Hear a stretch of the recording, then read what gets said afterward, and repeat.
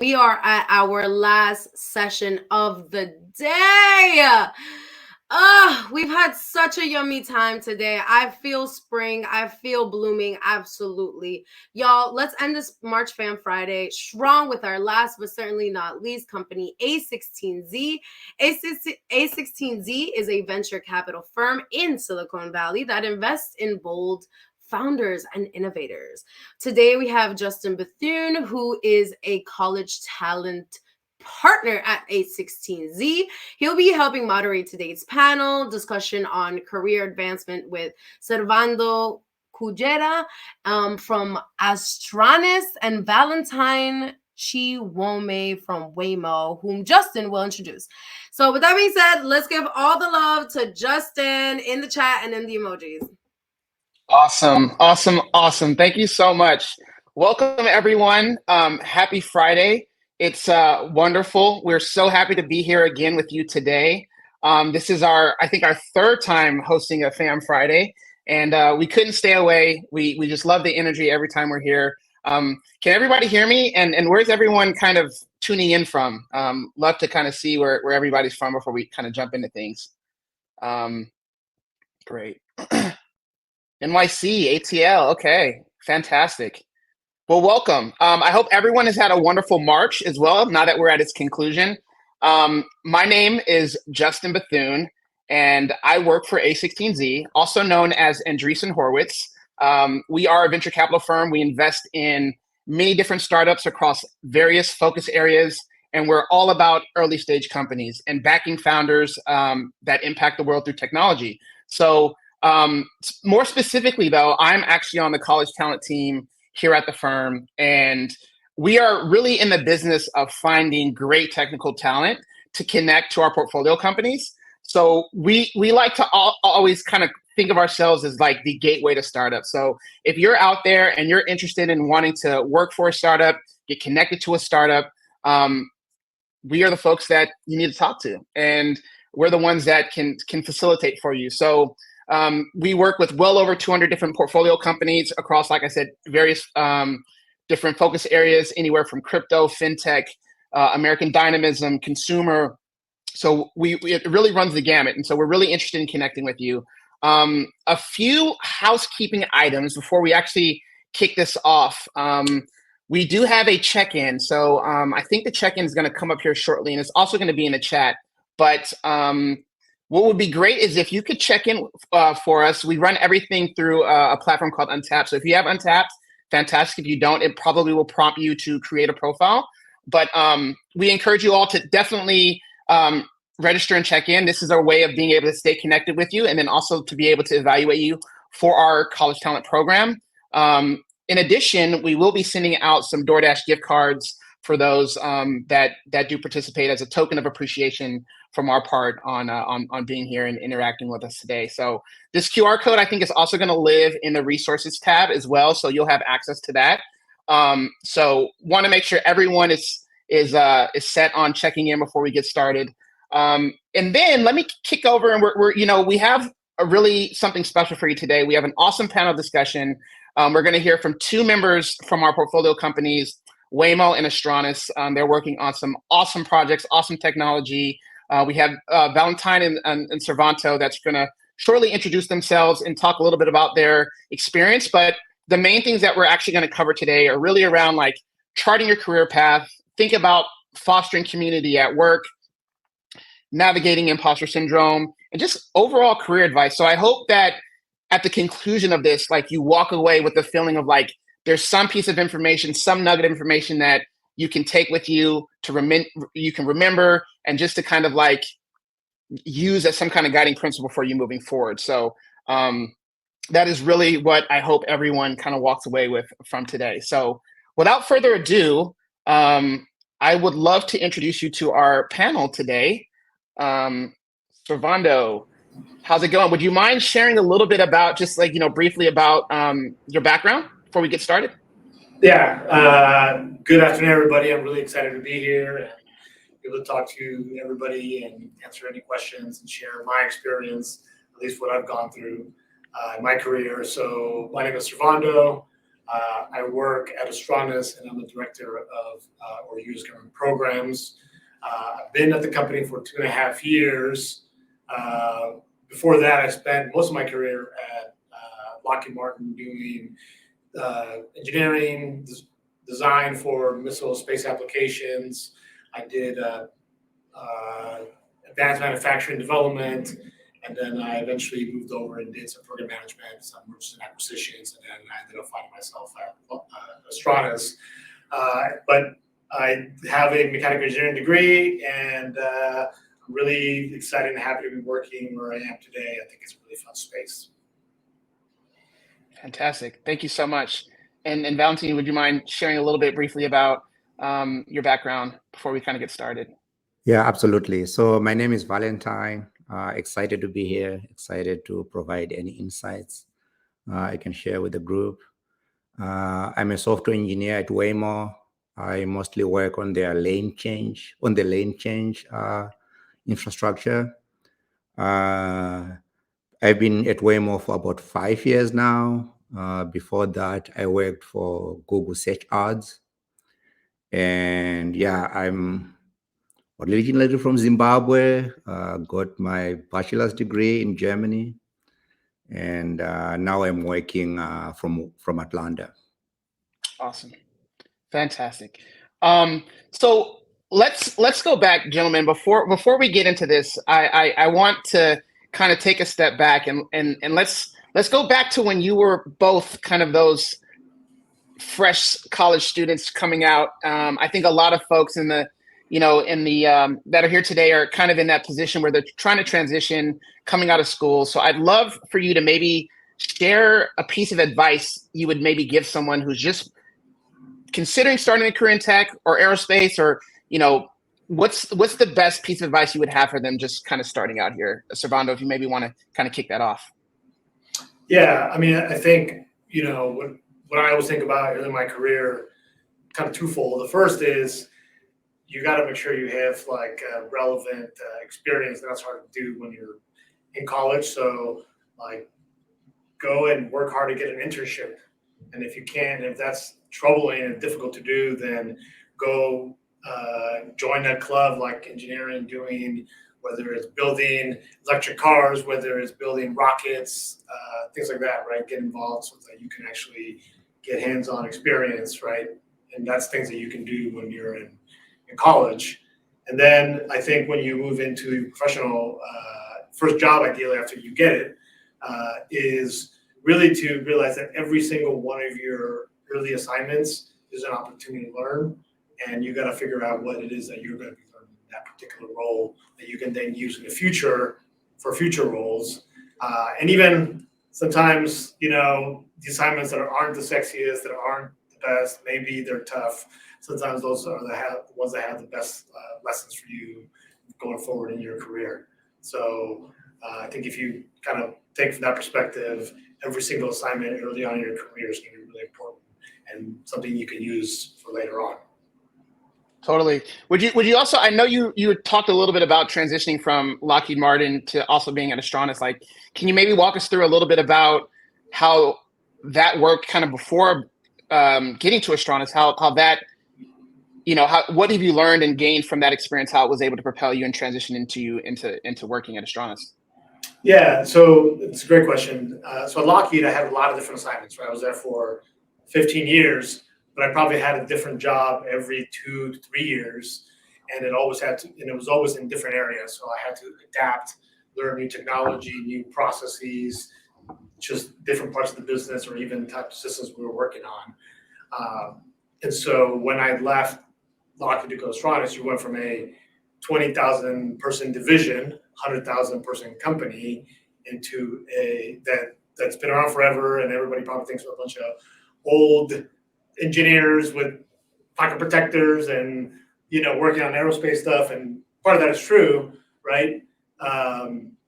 But there's also a lot of great technology that happens there, a lot of things you can learn from. And so then I went to a 300 person company. At the time it was actually less than 200 person company, working startup, totally different stuff, no structure, no long-term history. So I think all the different assignments that I had where I had to adapt, learn new things, prepared me for a completely new thing where I had to also adapt, learn the culture, learn how business was done, and it's just completely different, right? 100,000 versus 200 people. Yep. uh, Yep. and then so I took all of my assignments, all the lessons that I learned along the way, and try to take little pieces and nuggets from those to be adaptable and to learn how to be successful in this environment that was just totally different. Yep. No, totally. I think being adaptable is a huge skill to learn, and I feel like it can take you really far. I know even for my own personal journey and being able to, you recognize new situations and you kind of use based things that you've kind of experienced and things that you've done before to just to find ways to adapt and to survive. Valentine, I know we talked a little bit too about your kind of transition from Google search ads into Waymo, and I know that's even a very different pillar and kind of direction under Google. Can you talk a little bit about that for you and maybe how you try to manage just being able to adapt? Yeah, absolutely. So I think for me, I had worked in Google search ads for about like 5 years, and I was at a place where I felt like I learned as much as I can about online advertising, and I just wanted to explore different industries. So I think what I found is, um, in engineering, engineering is a skill that you can transfer across industries, and I was just trying to use it as a way to learn about advertising, about cars, maybe about movies, but still fundamentally using the same skill set. Yeah, that makes total sense. Um, that kind of brings me to when you think about adapting in different environments, different work environments. Um, I think community is a big piece when you think about work and people that you work with and having friends and being in an environment where you feel like you can do your best work and you have the support and you're working for a good team. Can you both maybe talk a little bit about building strong community within the workplace, and what kind of experience have you had with that, and any advice for someone who's coming into maybe a new team on how to think about fostering that type of community?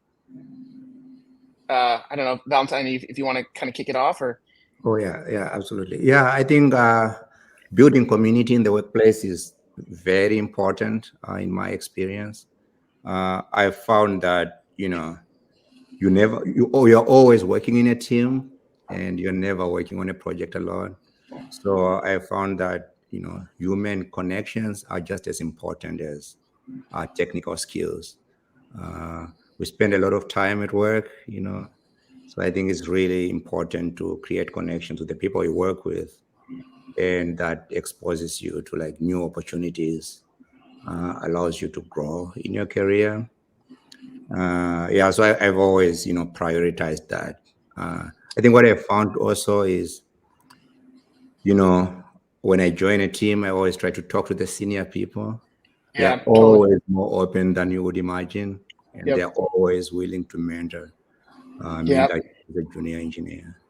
Have you ever had someone in your career that you felt was a really big advocate and mentor for you, or sponsor? Sometimes people like to use the word sponsor. I've heard sponsor in the way that a mentor might be something a little bit more private and more personal life, and a sponsor is more like the equivalent while you're actually at work. So have you had ever a sponsor or mentor you felt that really helped you or carried you through a particular time at work? Yes, I have. So I always try to, when I join a team, I always try to have a, an informal manager. So Hmm. I always have my direct manager, but I also find a senior person that I just reach out to, so that I can go with like any problems I have that I may not be comfortable sharing directly with my manager. Sure. And I've always found that to be very effective in my career growth. Yeah, totally. Servando, question for you when it comes to this community sense. And I know, working in aerospace and defense, like every kind of sub-focus area has its own quirks and uniqueness. And so, I know in my experience working in more like SaaS-based type of technology companies, can you maybe explore some of the unique aspects of being in kind of aerospace and defense, and how that connects to kind of being able to build community for yourself and your experience? Yeah, no, for sure. I mean, I think, just to kind of piggyback on what Valentine was saying is on making the connections, right? I think one thing that like I've realized over my career is that people, when they come in through the door, right, in the metaphorical door, if you're working remote, they are who they are, right? You come to do a job, but like you also can't just, leave who you are at the door, right? Yeah. And so I think building community by also being curious about like people, who they are, and sharing your common experiences, I think helps build those relationships and help build trust.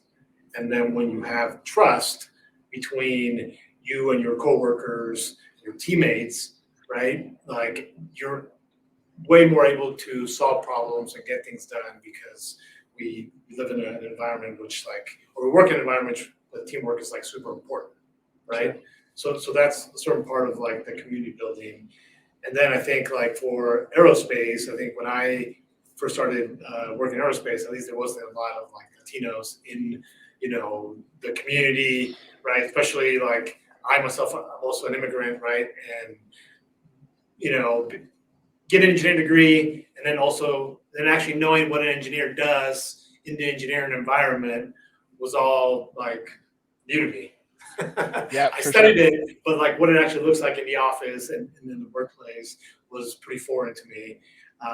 And so I think as I went in my career, I try to like do a lot of different outreach within like, like my university. So I went to school at UC Davis.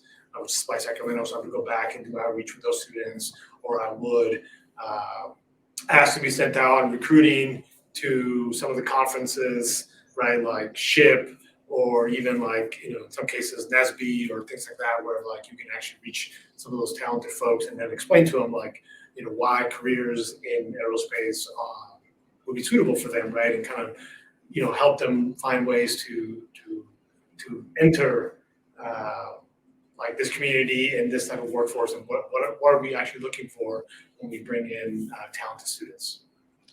Yeah, I think it's such a good point, because I've often felt the same way. I think as a person of color, there's kind of this sense of duty in a way to want to give back and want to go back and kind of get in front of people that look like you in order to like inspire them, in order for them to feel as though they can connect.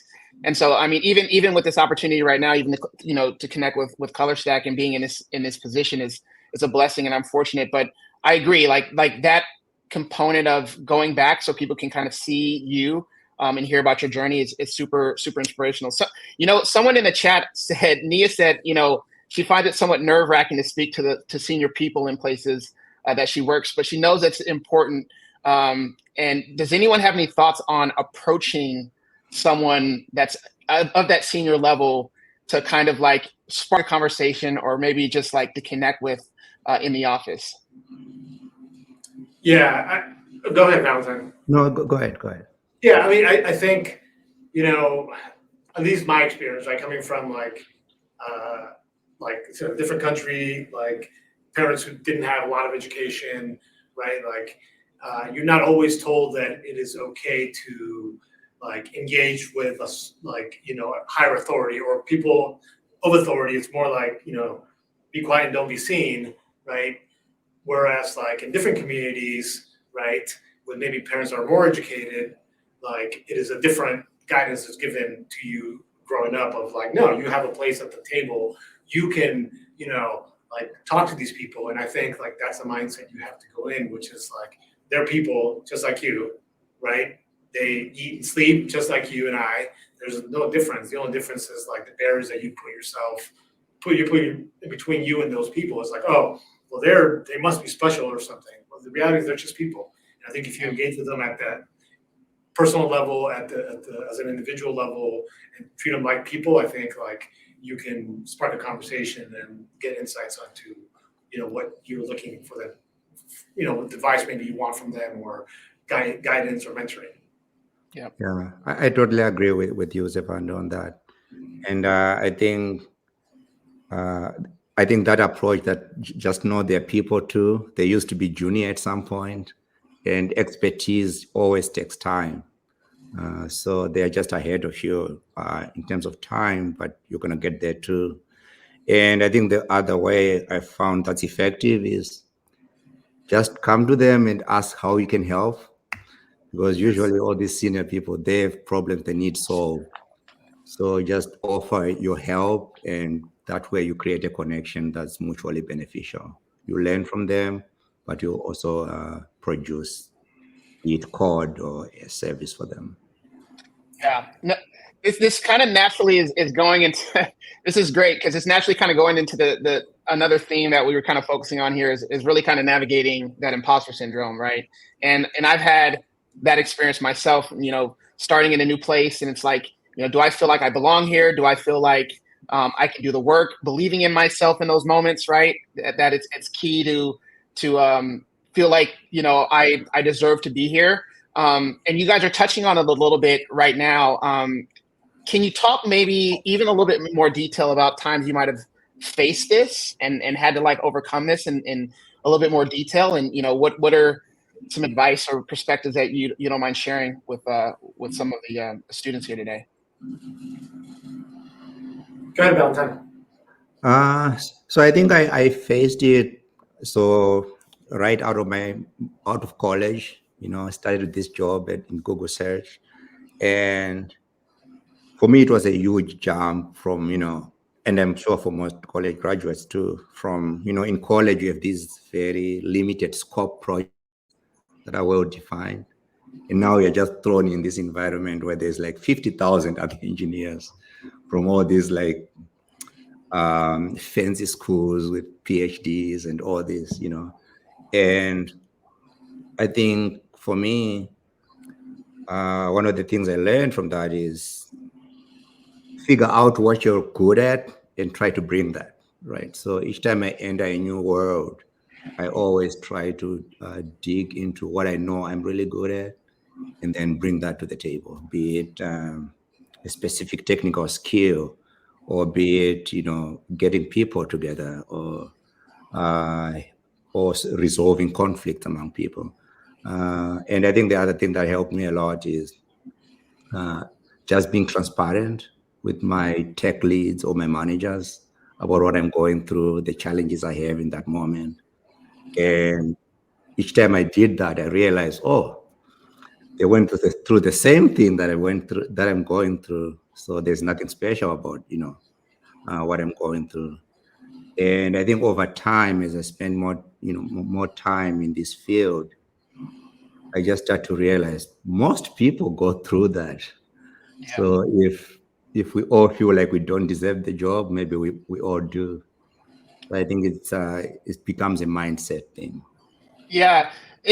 And for you, like, someone who's coming from and grew up in Africa and you got educated in Europe and then coming to the States, like that must have been somewhat of a challenge even to like come to America with that experience and that perspective and coming to work at a company. Um, were there moments where you ran into feelings of how that affected your experience as well?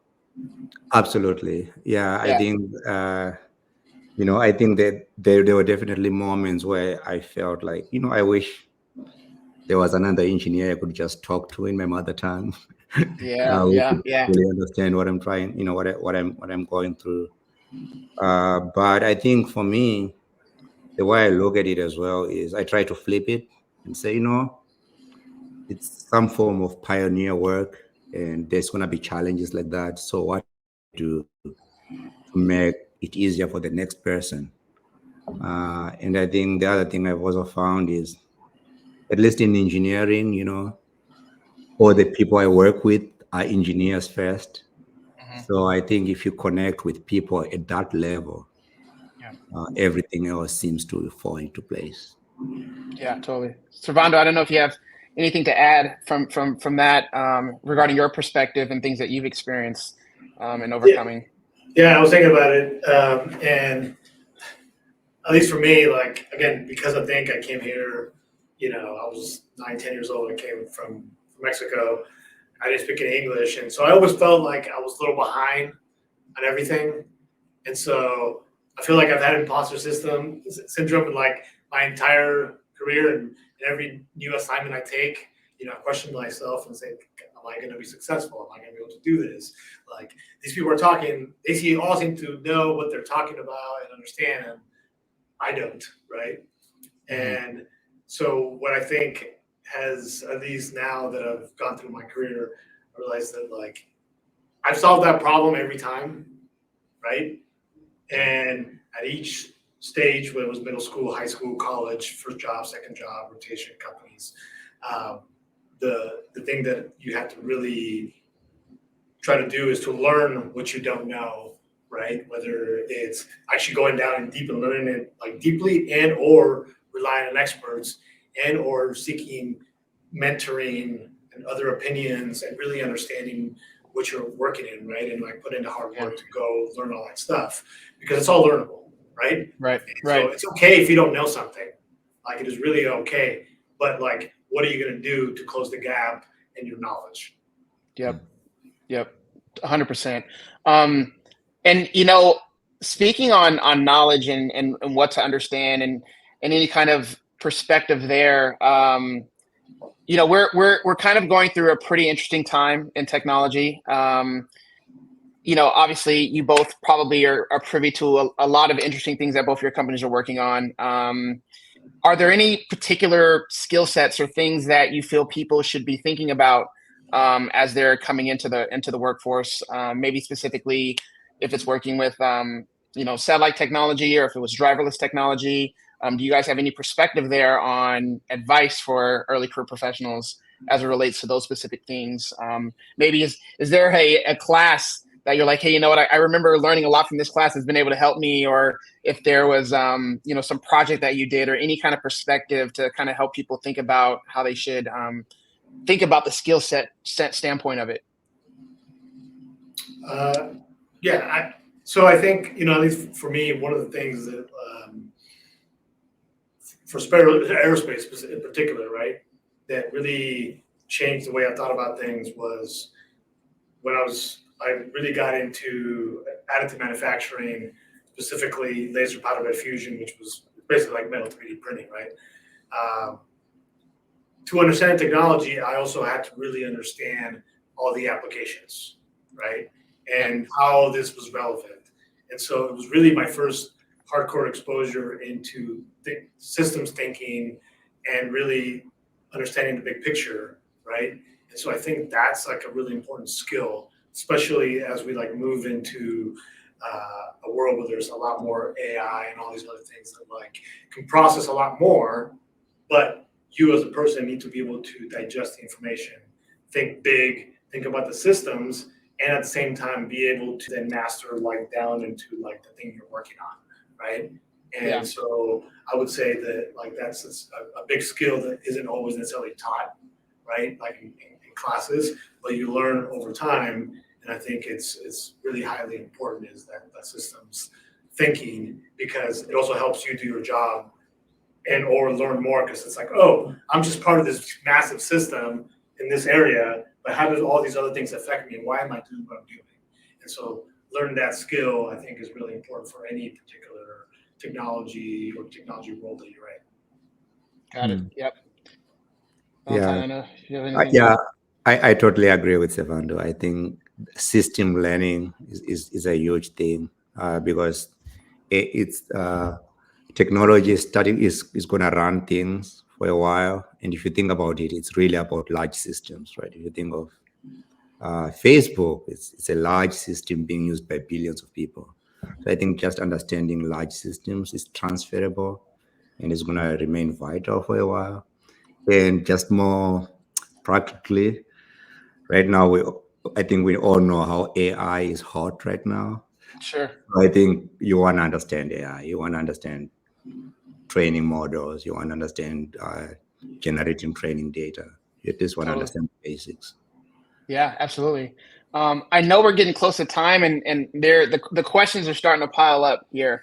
And so I want to make sure that this has been such a great conversation, and I wish we can continue it, but maybe like we can transition over to some questions and perhaps some things can kind of come from that. All right, great. First question here is, how does A16Z support professional growth and development within the organization? This is a great question. So I kind of want to focus this a little bit really around how our college talent program can support students that are looking to work at startups.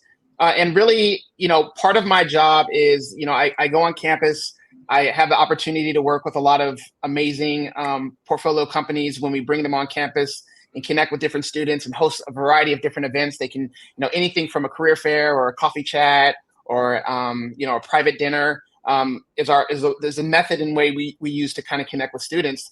But the other part of my job is really around consult and consulting with students to help them kind of work through various different aspects of their career. It could be, hey, I'm coming out of school. I need some guidance on maybe, working, at a big company or at a small company, or I have this offer and I need some help to kind of think through, does this make sense for me? And so a lot of my job and a lot of what we do with the college talent program is to help counsel students to figure out what they want to do, where they want to go, and help get them in front of our portfolio companies with the best match that works for them and what they're going through. Hopefully that answered the question. But that's a great one. How do we have another one if we want to kind of to jump that one as well? Looks like a Valentine question. From John. Yeah. What advice do you give to students improving their technical skills in software engineering? I would say, you're already doing the right thing. Keep going. I would say instead of trying to learn a lot of things a little bit, try to learn one thing really well and pretty much be an expert, try to be an expert in something. And that's what gets you through the door. Awesome. That's great. Ava, I don't know if we have another question we can kind of put up. All right. Here's a great one. What are some obstacles you faced early in your career that helped your professional growth? I'll take a quick shot at this one. I mean, I think not necessarily obstacles, but I think situations, right? So I think I took on a lot of different assignments in my career, in different areas to learn things I didn't know. I think that was really helped my professional growth. I was also, I think, one particular role in a group that just was kind of had little direction. I think like morale was low, and it just wasn't like the best situation. But I took on, extra assignments and tried to take on responsibility for all the things that I saw that weren't happening. And I think it was like hugely beneficial for me because one, I learned what a bad team looks like.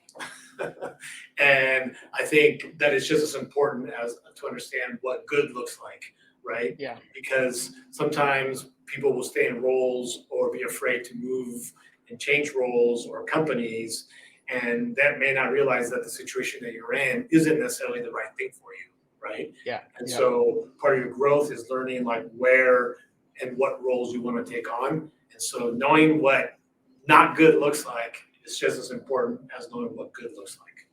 So I think that really helped me a lot. Totally. Well, this has been great. We're blazing through the time here. I feel like we could continue on, but we're gonna come to a close and conclusion here. Everyone out there, I hope this has been informative. I hope that you've learned something in hearing from both Servando and Valentine's experience. So let's just give everyone a round of applause virtually, some snaps and some claps. And I will go ahead and kick it back over to the ColorStack team for you to continue on with your programming. But thank you both so much for sharing your perspective and for volunteering your time today. We greatly appreciate it. Yes. Thank you so much, y'all. Let's give it up for the A16Z one more time. Absolutely. I want to see all those hearts, all those chats, all those emojis. Absolutely. Y'all, thank you so much for being here with us today. That being said, this that was our last session of the day. Stop playing with me. Y'all, before we go, I have to do the giveaway question. Are we ready? All right, I just want to hear you. Are you ready to type? Okay. Please share the names of the 2 companies where our panelists have previously worked at. Wait. Oh, the Color Stack team, you're going to have to help me on this one. What just happened?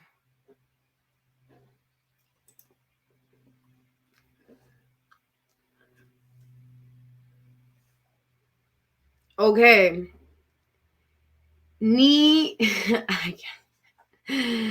Someone's last name, Demiki. Nega Demiki. Let me put that down in here. Oh, hold on. They're recounting the votes. You want to give me your final? The final person. Sorry. Color Stack team has said Abel Hernandez. Abel Hernandez. I feel like I'm at bingo. I love this. The answers were Google and Lockheed Martin. Woo! So shout out to you, Abel. The Color Stack team will be reaching out next week to tell you more about what you won today. With that being said, oh my God, y'all, thank you so much for attending today, the March Fam Friday Wellness in the Workplace. We had fun. We had a time, right? We had a good time, right? What was your favorite session? Tell me of some gems that you heard of today. Can I hear it? Let me hear it. What was your favorite session?